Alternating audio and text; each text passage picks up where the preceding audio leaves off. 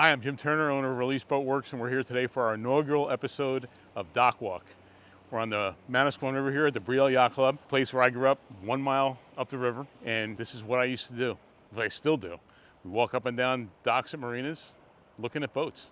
Now come join us as we walk around the docks. Again, on the Manasquan River in Jersey, so we're surrounded by the boats that built Jersey, made Jersey famous as a boat building community. Vikings, Oceans, Posts. Over on this side, we got Enriquez, more of a local legend. It's nice. Sometimes you go to boat shows and you don't even see this many sporties at the boat shows anymore. I go to marinas where people go fishing. You don't see a whole lot of sailboats here either. Two classics side by side. You got a 43 Post and a 48 Ocean. The 48 Ocean, I think they built like almost 160 of these. It was a 48-foot boat, 3 staterooms, 2-head layout. I mean, this was, for running to the canyons, that had it all. That was the original floating condo. This is a Cabo, I think it was a 45 layout. Again, they built a ton of these boats. This was the first like enclosed bridge express boat that I'm aware of. Killer layout. They had a center helm and two helm chairs facing forward, 2 companion helm chairs. Again, I think they built and sold 145 of these. This was a builder that elevated the entire industry. 42 Bertram, that's another classic. This was like the big boat back 40 years ago. They started getting bigger, and then as they got to a certain size, they came back around and started building up the small ones again. So one of the things about walking down the docks is you're always looking for that unicorn. Sometimes you see a boat that just makes you stop in your tracks, and for me, this is the first one that's making me stop in my tracks. This is, I think it's a 23-foot Seacraft inboard, straight diesel. Beautiful paint job, looks like, I don't know, Caribbean blue or Marlin blue or whatever all grip color it is. This is a Jersey thing, right? We got the net sitting up on the T-top because you never know when you're gonna get that big fluke. And you can always tell at a marina, the guys who have missed a fluke, a big fluke, a doormat at the side of the boat, because they're the ones who went out and bought the biggest damn net they could find. So one of the things I love about this, but a couple of things I love about this boat is it's a whole lot of work. This is not original. It's got the Key West style stand-through T-top with controls up there, so you're standing on the console running. That's cool. They added the leaning post with a built-in live well, so you're not putting the live well on the transom. You're keeping the weight a little bit more forward so the boat stays riding good. But this, as a single inboard boat, I mean, we up in Jersey, we talk about the old Pacemaker Wahoos. That was like the classic striper boat. This is like a modern day. I mean, it's probably 40 years old, so I guess it's not that much of a modern day. But this is the version of that boat that I would want. My name is James Duncan, and this is my boat. Boat is a 1978 Seacraft. It's a straight inboard boat. Just about everything on this boat, except for the fiberglass, is new. 230 horsepower Yanmar diesel engine. I had a custom top made for it in Islamorada in the Florida Keys. I did all the work on the boat except for the paint work and the fabrication of the top. The boat has been 120 miles offshore, shallow water in the Florida Keys. It's been everywhere. It's been a great boat. I love that sport fishing right there. That's my style. But as we look down, for me, this is the boat that for me started it all. When I was in 9th grade, my dad bought an old 13-foot Boston Whaler for $100, and it had a rotten transom. So my first project was replacing the transom. And as I'm looking at this one now, I see that they have a couple of extra supports built in. So maybe their transoms weren't all that good back in the day. I fixed it. I put a 25-horse Evinrude on it, tiller steering. I would run this boat from here all the way up to Sandy Hook, which my parents did not know. If they knew that, they probably would have grounded me for the rest of my life. So something that's different now that when I was a kid, they didn't have a whole lot of. I think we had like 1 or 2 tournaments on this river. And the big tournaments were the Mako shark tournaments. Now we have tuna tournaments. We got the big tuna challenge coming up next week. Everybody's starting to get ready for it. This is September. I think Ernest Hemingway said in Old Man in the Sea, anyone can catch fish in May, but September's when the big ones come in, and they're the ones you got to be prepared for. So behind me here is the Pig and Parrot. It's going to be featured in a future episode of Waypoints and Waterholes. This one's on the list. First one on the list, probably. So whenever you see a whole lot of sport fishing boats with towers, which we're going to be talking about someday, you see a whole lot of guys working and polishing chamois. I mean, you could film the ShamWow commercial here. But this boat behind me is called Christel. This is a Titan. I believe a few years back they won the tuna division at the White Marlin Open down in Ocean City, Maryland. Cool boat. We talk about doing a dock walk and searching for that unicorn, trying to find a boat that's a big deal. Well, this boat really is big deal. This is the latest Bayless. It just got splashed about 4 months ago, and she's here at Brielle Yacht Club.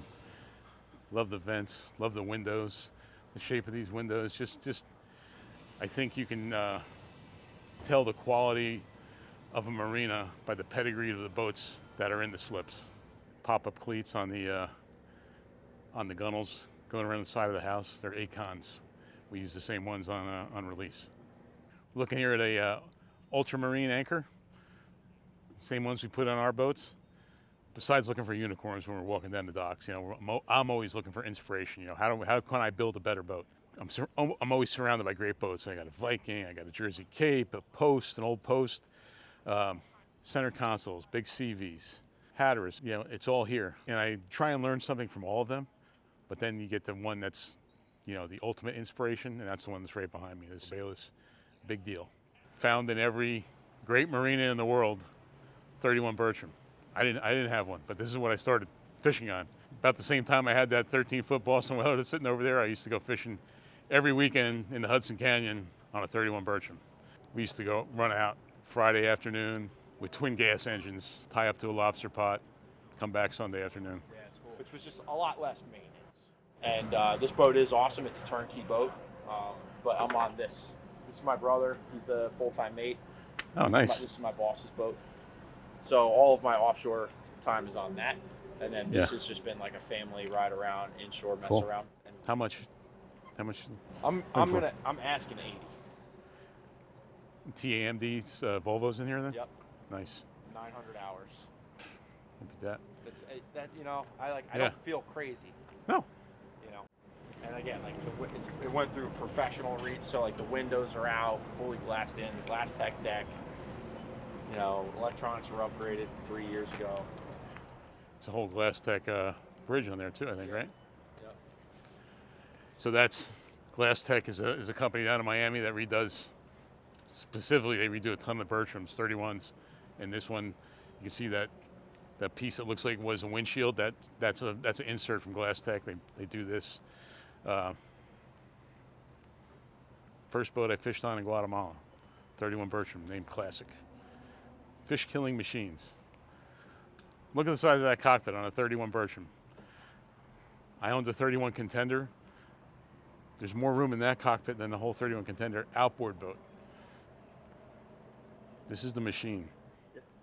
Building a 55 flybridge walk around, and one of the things that Change Order we're just doing, in fact we have a meeting with Naval Architects next week, we're putting a tow eye on the 55 footer.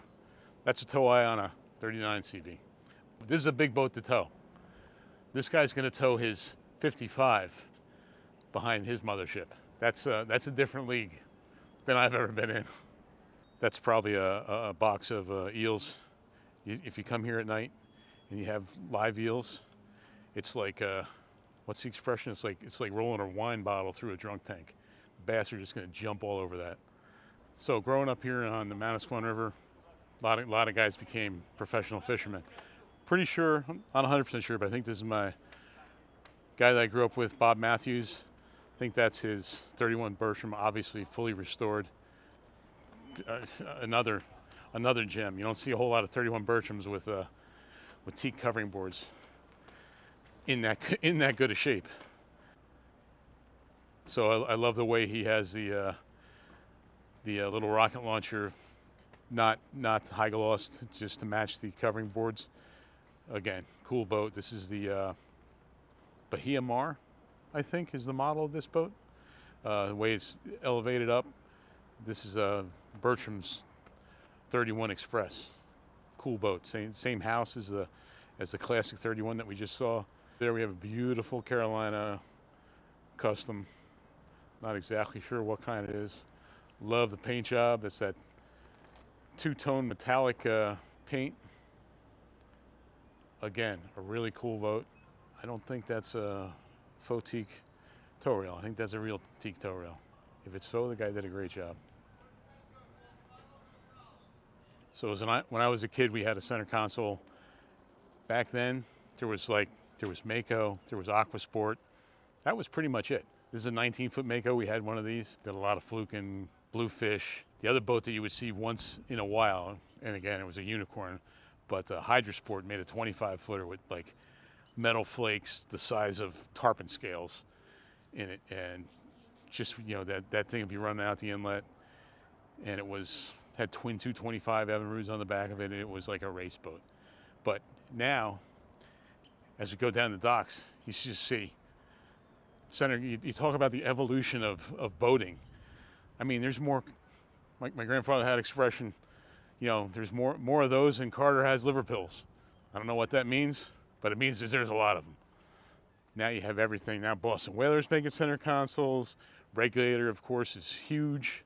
Sportsman, another great boat brand. There's an Aquasport even. And there's brands that I don't even heard of. But I think we had 3 regulators in a row, boom, boom, boom. Grady White. So this was my first introduction to walk-around boats. I thought this is a walk-around. And you know, now something that Release Boatworks is known for are walk-arounds. Certainly drew a lot of inspiration from this. We're very different, but it's still a walk-around. So Southport was originally built to be a pure fishing boat, and I think it went through ownership changed a few times. I think the guy who was the CEO of Bertram became involved with Southport somehow, and they went more towards, you know, hey, if you're in the boat building business, especially if you're in the production boat building business, you got to build what sells. You got to build what the customers want. If you're a custom boat builder, you get to try and build unicorns. We just saw a 31 Bertram. Now we're in a 31 Contender. I mean, I remember the first time I saw a 31 Contender was down in Lavalette, and it was on a trailer. Just, I couldn't believe how big this boat was, because, you know, to that point, the big center consoles were 25s. But this thing, talk about purpose built. I mean, there's no steps, tons of storage under the deck, live well in the transom, 2 live wells in the transom, a live well in the cockpit, in the deck, fish boxes, and it'll run, I don't know, 60 miles an hour. This is just a cool boat. It's a fun, but there's nothing you can't do in this boat. You want to run to the canyons, it'll do it. You want to run, you know, you're in South Florida, you want to run to the Bahamas, you can do it. You got to be a little more hardy and probably a little younger than I am anymore. This specific model defined a generation of boats for boat builders. So one of my favorite things to do at the end of the day when you come in from fishing, we would always hang out in the back of the boat. You know, you have kind of a debriefing, a decompression time. You sit down on the gunnels and talk with everybody, all the crew, you know, about your day and about your plans for the next day. And, you know, beautiful cockpit to do that in. However, these guys really kick it up a notch. And I mean, that's like the war room where you can sit there and hang out and either plan what you're going to do tomorrow or talk about how you finished the day. And the good part is, if it goes on a little too long, you can just walk right back into the boat and lay down and get ready to do it again tomorrow. You know, the cool part about doing a dock walk at any dock, whether it's in your hometown or a foreign destination, whatever, you get to meet kind of like-minded people that, you know, you want to hang out with and have a beer with. What's better than that? So that's it. Chapter 1, Dock Walk, Brielle Yacht Club. Where it all started for me. Where did it start for you? Let us know. Maybe we'll come down and find a unicorn there. Now we got to go back to the shop. We got to go back to work. We're going to film some shop walk videos where we walk through the shop and show you what's going on. So come on and join us for that.